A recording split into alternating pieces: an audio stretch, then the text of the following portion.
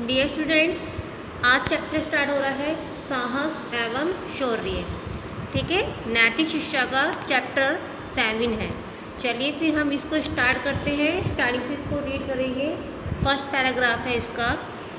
जीवन में प्रत्येक परिस्थिति का निर्भयतापूर्वक सामना करना ही साहस है। संकट काल में वीर पुरुष ही धैर्य एवं साहस से अपना मार्ग निश्चित करते हैं। अन्याय का प्रतिकार करना भी वीरता का लक्षण है। हम वीरों की संतान हैं, इसलिए हमें निडर होकर अपने कार्य साहस के साथ करने चाहिए। हमारा जन्म इस देश की सुरक्षा के लिए, इसे आगे बढ़ाने के लिए, इसे विश्व में सिरमौर बनाने के लिए हुआ है। इसलिए हम भी वीर अभिमन्यु, लव कुश, रानी लक्ष्मीबाई, हाड़ा रानी व गुरु गोविंद सिंह के पुत्रों के समान साहसी बनकर इस देश को सुखी और संपन्न बनाने का कार्य करेंगे। क्लियर? हम विद्यालय में बहुत से साहसिक प्रदर्शनों में हिस्सा लेते हैं। अग्निचक्र, नियुद्ध आदि का अभ्यास करने और अपने अंदर साहसिक कार्य की इच्छा को बलवती बनाएंगे। हम इसी प्रकार साहस एवं शौर्य की गाथा के बारे में उदाहरण स्वरूप कुछ महापुरुषों के विषय में इसी अध्याय में जानेंगे। अब देखिए, महापुरुषों के विषय में इसी अध्याय से हम इसको जानेंगे। क्लियर? तो फर्स्ट है हमारा ये वीर बालक सांवलिया। क्लियर? इसको हम रीड करेंगे। यह प्रसंग उस समय का है जब महाराष्ट्र के शिवाजी महाराज राज्य करते थे। शिवाजी एक दक्ष प्रजा बालक राजा थे। वे प्रायः वेश बदलकर राज्य की सुरक्षा तथा प्रजा की सुख सुविधाओं की व्यवस्था अपनी आँखों से देखते थे।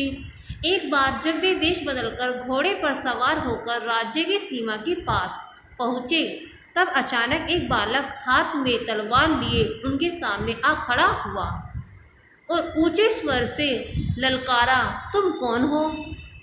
हमारी सीमा पार करने का तुम्हें साहस कैसे हुआ? सावधान, एक कदम भी आगे बढ़े तो तुम्हारे शरीर के 2 टुकड़े कर दूंगा। शिवाजी बालक की परीक्षा लेना चाहते थे। उन्होंने कहा, ठीक है, हो जाओ 2-2 हाथ। तो शिवाजी ने क्या कहा था? ठीक है, तो हो जाए 2-2 हाथ। बालक तनिक भी नहीं घबराया, बल्कि बिजली की फुर्ती से उसने तलवार उठाई और बड़े साहस के साथ शिवाजी की ओर लपका। शिवाजी ने वार बचाकर ऐसा काट मारा कि उसकी तलवार हाथ से छूट गई।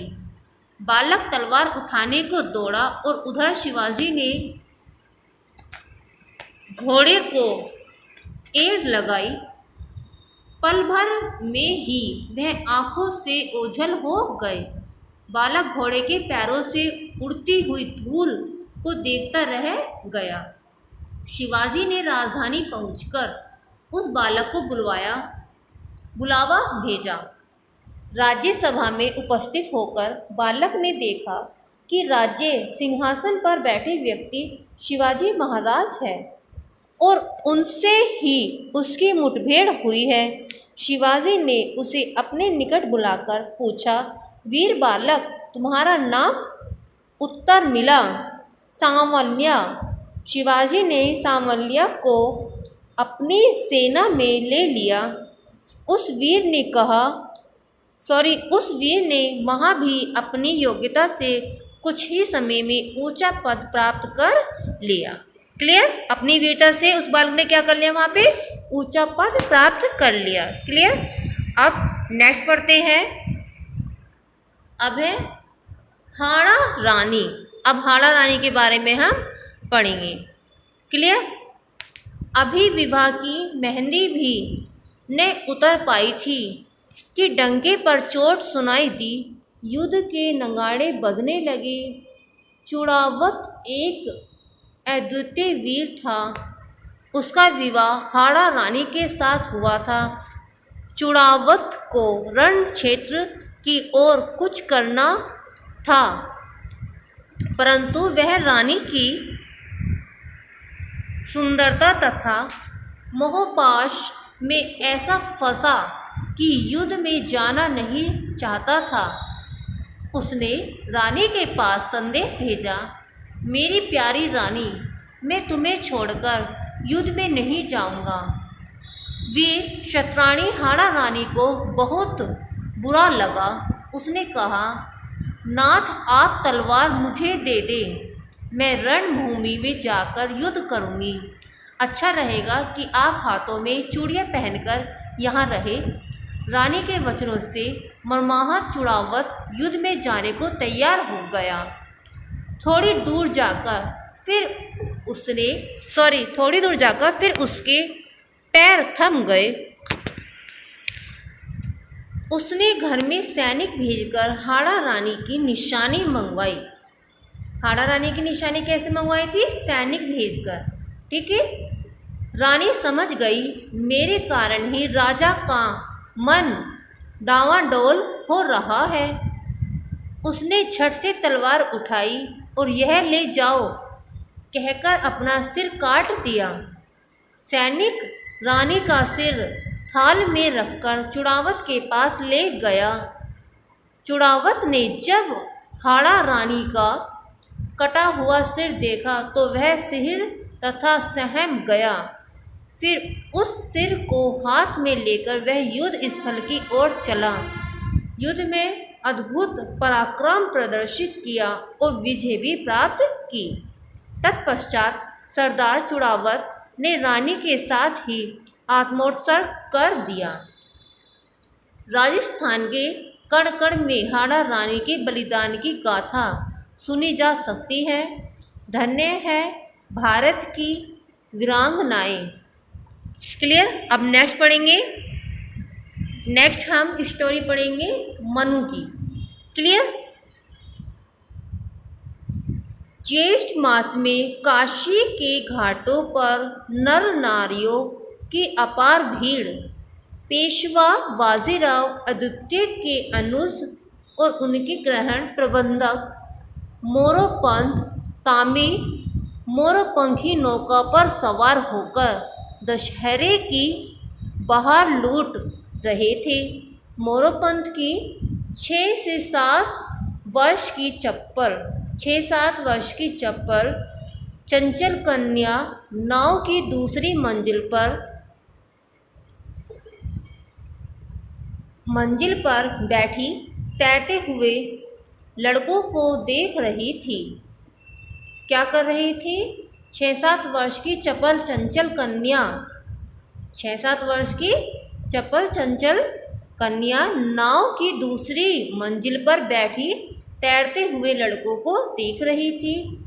सहसा शोर मचा। मगरमच्छ और सचमुच 12 वर्ष के लड़के की बगल में एक मगरमच्छ उसी घाट के पास उभर आया।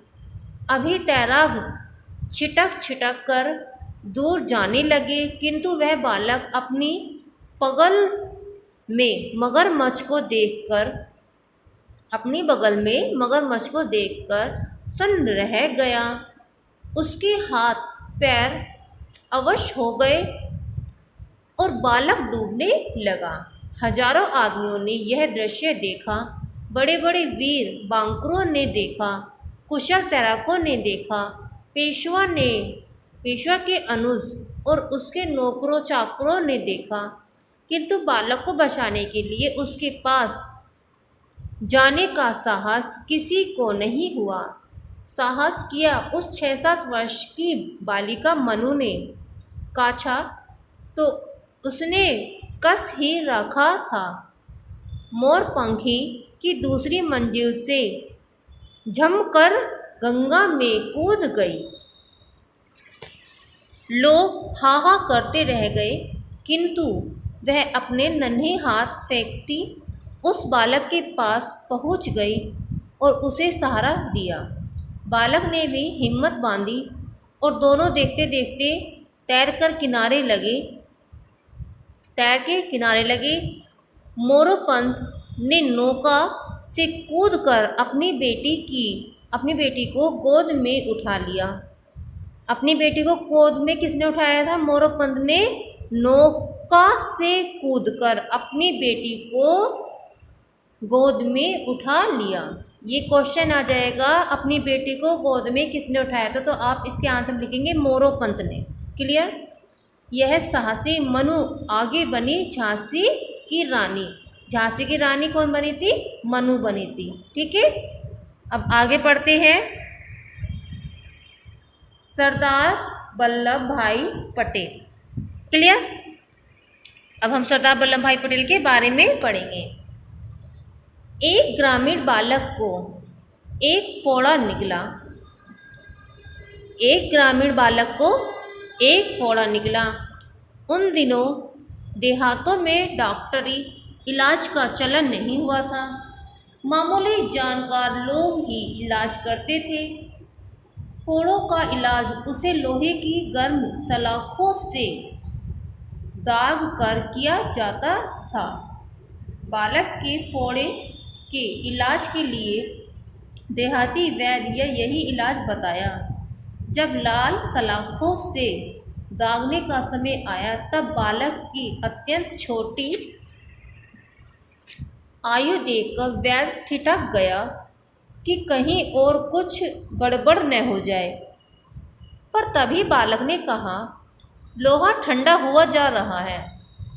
आपको डर लगता है तो मुझे आज्ञा दीजिए, मैं अपने आप ही अपना फोड़ा जला लूँगा। देखने वाले दंग रह गए। बालक का फोड़ा कई जगह से जलाया गया पर उसके चेहरे पर शिकन तक न आई। यही बालक आगे भारत के एकता को पुष्ट करने वाला नेता हुआ, सरदार वल्लभ भाई पटेल। क्लियर? अब पढ़ेंगे हम मनीषा के बारे में। क्लियर? अब हम मनीषा की स्टोरी पढ़ते हैं। तैराकी सीखना सिर्फ शौक नहीं है, कई बार यह मौत से बचने बचाने का उपाय भी बन जाता है।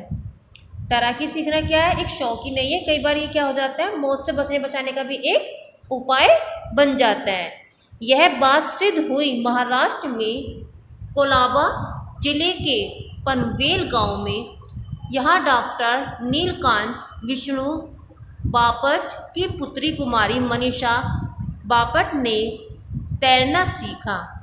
10.5 साल की मनीषा को अभी तैराकी सीखे कुछ ही दिन हुए थे कि एक दिन उसकी परीक्षा की घड़ी आ गई। मनीषा उस परीक्षा में खरी उतरी। मनीषा अपनी माँ के साथ तालाब में तैरने गई थी। तैरते तैरते वह उस पार पहुँच गई। थक गई थी, इसलिए कुछ देर सुस्ताने के लिए वही सीढ़ियों पर बैठ गई। मनीषा को वहाँ बैठे हुए कुछ ही क्षण हुए थे कि अचानक उसे माँ के चिल्लाने की आवाज़ सुनाई दी। हुआ यह कि 8 वर्षीय उसकी बहन भावना भी तैराकी सीख रही थी। उसे सीखते हुए अभी कुछ ही दिन हुए थे। भावना जैसे ही तैरने के लिए पानी में कूदी कि डूबने लगी। उसे डूबता देख उसकी माँ ने ज़ोर से चिल्लाना शुरू किया। माँ की आवाज़ सुनकर पहले तो मनीषा कुछ समझी नहीं, लेकिन भावना को डूबता देखकर वह सब समझ गई। मनीषा तुरंत पानी में कूद पड़ी। वह तेजी से तैरती हुई गई और भावना को पकड़कर किनारे ले गई। यद्यपि बाद में मनीषा की माँ भी सहायता के लिए पहुंच गई थी। यदि उस क्षण मनीषा ने भावना को बचाया होता तो दुर्घटना अवश्य हो जाती। तो मनीषा ने क्या करा? एंड टाइम पे जाके अपनी बहन भावना को बचा लिया। क्लियर? अब आगे बढ़ते हैं हम रानी बाई। अब हम रानी बाई की तरफ बढ़ रहे हैं, इसको हम पढ़ेंगे। क्लियर? सिंध के शासक दाहिर के समय से भारतवर्ष पर मुस्लिमों के आक्रमण प्रारंभ हुए। बगदाद के खलीफा के आदेशानुसार सन 712 ईस्वी में मोहम्मद बिन कासिम ने सिंध के राजा दाहिर पर आक्रमण कर दिया। दाहिर ने डटकर सामना किया। उस भयंकर युद्ध में राजा दाहिर रणभूमि में वीर गति को प्राप्त हुआ। पति की मृत्यु के पश्चात दाहिर की वीर पत्नी रानी बाई ने युद्ध की कमान संभाल ली और शत्रु से युद्ध जारी रखा। उसने अपनी वीरता और उत्साह से सेना के मनोबल को भी ऊंचा बनाए रखा, परंतु अरब आक्रांताओं की संख्या बहुत अधिक थी।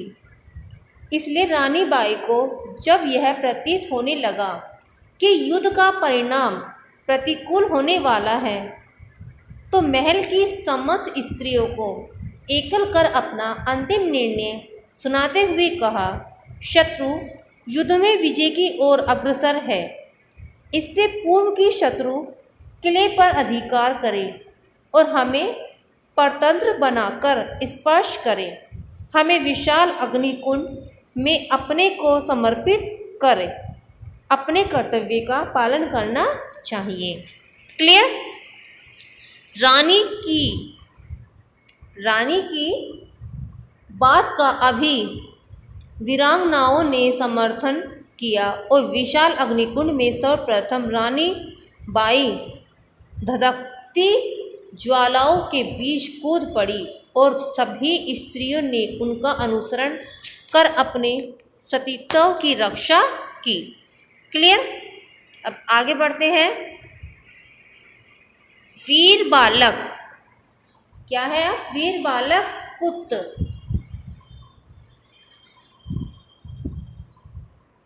एक समय दिल्ली का मुगल बादशाह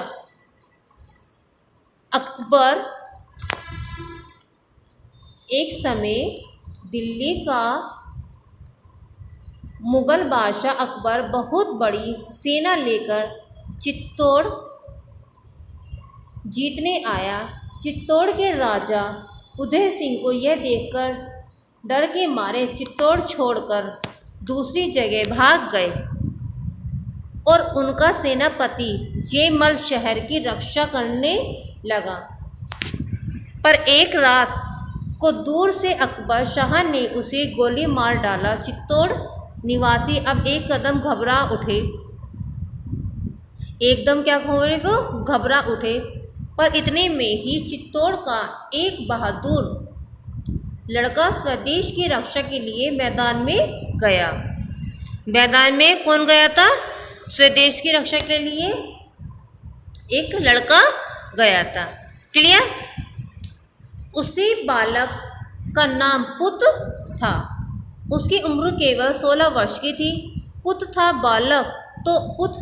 दो बालक पर बड़े बहादुर उद्यमियों के समान वह बड़ा साहसी और बलवान था। उसकी माता, बहन और स्त्री ने युद्ध में जाने के लिए उसे खुशी से आज्ञा दे दी।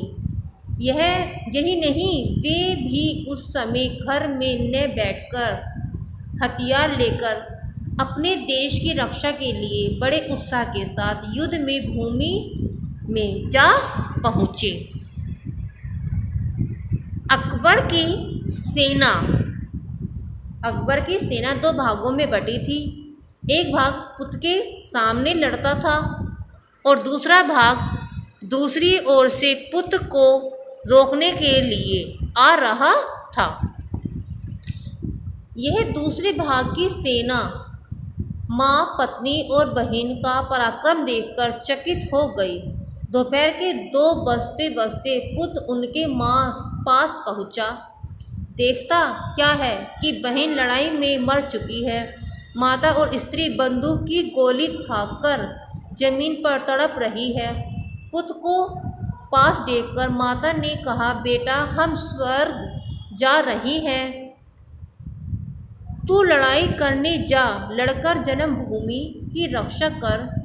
या मार कर स्वर्ग में आकर हमसे मिलना। इतना कहकर पुत्र की माँ ने प्राण छोड़ दिए। पुत्र की पत्नी ने भी स्वामी की ओर धीर भाव से एकटक देखते हुए प्राण त्याग दिए। पुत्र अब विशेष उत्साह और वीरता से फिर शत्रु सेना का मुकाबला करने लगा। माता की मरते समय की आज्ञा पालन करने में इसने तनिक भी पैर पीछे नहीं किए और जन्मभूमि के लिए लड़ते लड़ते प्राण त्याग दिए। इस प्रकार इस एक ही घर के 4 वीर नर नारी स्वर्ग सिधारे और उनकी कीर्ति सदा के लिए इस संसार में अमर हो गई। क्लियर?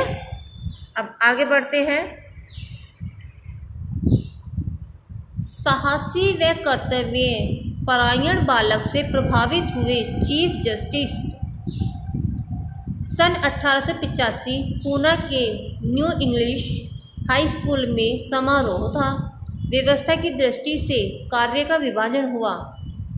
द्वार पर एक स्वयंसेवक को इसलिए नियुक्त किया गया कि आने वाले अतिथियों का निमंत्रण पत्र देखकर अंदर आने और सभा स्थल पर यथा स्थान बैठाने की व्यवस्था करें। इस कार्यक्रम में मुख्य अतिथि थे उच्च न्यायालय के मुख्य न्यायाधीश महादेव गोविंद राणा डे। जैसे ही विद्यालय के मुख्य द्वार पर वे पहुँचे, वैसे ही स्वयंसेवक अगवानी कर उन्हें अंदर से ले जाने लगे। तभी द्वार पर तैनात स्वयंसेवक ने उन्हें अंदर जाने से रोक दिया। बड़ी ही विनम्रता से उसने पूछा, श्रीमान, आपका निमंत्रण पत्र? बेटे, मेरे पास तो कोई निमंत्रण पत्र नहीं है। मेरे पास तो कोई निमंत्रण पत्र नहीं है। राणा डे ने कहा, क्षमा करें, तब आप अंदर प्रवेश नहीं कर सकेंगे। अन्य स्वयंसेवकों ने आपत्ति की। द्वार पर राणा डे को रुका देख स्वागत समिति के सदस्य दौड़ते हुए आए और उन्हें अंदर ले जाने लगे। कर्तव्यपरायण उस स्वयंसेवक ने कहा, स्वागत समिति के सदस्य ही यदि मेरे कार्य में अवरोध उपस्थित करेंगे तो मैं अपना दायित्व का निर्वाह कैसे कर पाऊंगा। भेदभाव की नीति मुझे अच्छी नहीं लगती। राणा डे ये सब बातें सुन रहे थे। वे उस बालक के साहस, दायित्व बोध तथा कर्तव्य निष्ठा से प्रभावित हुए। यह छात्र आगे चलकर गोपाल कृष्ण गोखले के नाम से प्रसिद्ध हुआ। क्लियर? अब देखिए, पूरा चैप्टर मैंने एक्सप्लेन कर दिया है आपको। अब इस चैप्टर के क्वेश्चन आंसर है। क्वेश्चन आंसर को सॉल्व करके टिक करके मैं PDF सेंड कर दूंगी, आप वर्क कंप्लीट कर लीजिएगा। फिलहाल आप इस चैप्टर को इस वीडियो के थ्रू अच्छे से समझेंगे और ग्रुप में रिप्लाई करेंगे कि किस किस बच्चे को अच्छे से ये चैप्टर समझ में आ गया है। क्लियर?